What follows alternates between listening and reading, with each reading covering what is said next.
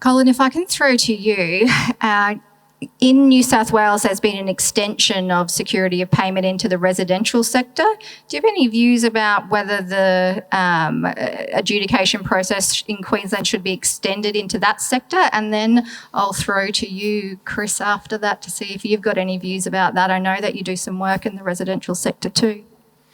Personally speaking, I think it would be a benefit. I think the residential sector and the disputes that happen on a daily basis are probably significant, and I think if we could broaden the role of the adjudicator into the residential sector with a little bit more governance potentially in the area of residential, I think it would be a huge benefit to the construction industry. Look, my view is probably a bit double-sided. Typical lawyer, I'll give you two answers. It is necessary, in my opinion, to extend it into the residential sector. That is because your subcontractor can claim on your head contractor, but of course your head contractor can't claim on the principal. But the flip side is when the head contractor does claim on the principal, you're dealing with mum and dad, who will have absolutely no bloody idea in most instances as to how to deal with it. And so therefore we have to think about what might happen. And we go back to the days when the PAMDA Act was introduced, Property Agents Motor Dealers Act, where these warning notices had to be put on contracts. And I will never forget a particular, one of the early cases in this matter that was determined by one of our former Chief Justices, Paul de Jersey. And the issue he had to decide was whether or not those PAMDA forms had been attached on the face of the contract. And it all turned on 2 staple holes to be able to determine whether or not they had. Now, if we're going to have regulations, for want of a better word, that governs the way in which payment claims will be served on mum and dad for the residential sector, we are undoubtedly going to end up with some sort of a warning statement put on the front cover, and then there's going to be all of these other issues that start to develop. My view is very simple. Either it's all in or it's all out. If you work in the residential sector, you can't use BIFA. Unless it is allowed to be used across the board. Quickly, just say what on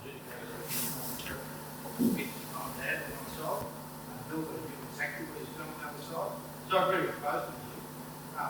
Yes, it should be extended, but as Colin said, there needs significant difference because it was big. Mum and dad had no idea what was being put to them. Bill knew exactly what he was up to.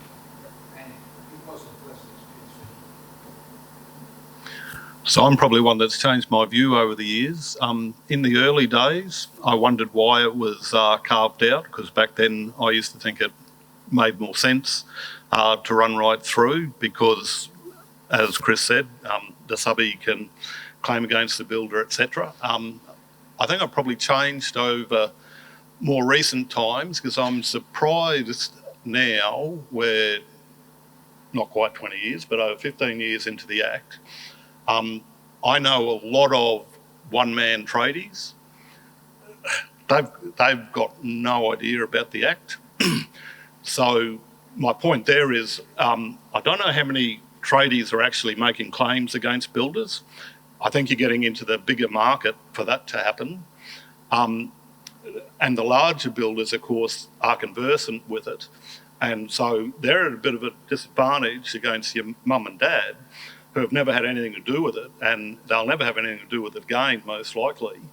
And it's only an interim decision. So I actually think when you balance it all up, and there's probably no right and wrong answer, but I think the balance is actually probably better the way it is at the moment where the mum and dad are excluded.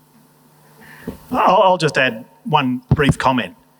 We spoke before about the role of an adjudicator to decide amount payment. There was an issue raised about inquisitorial aspects to it.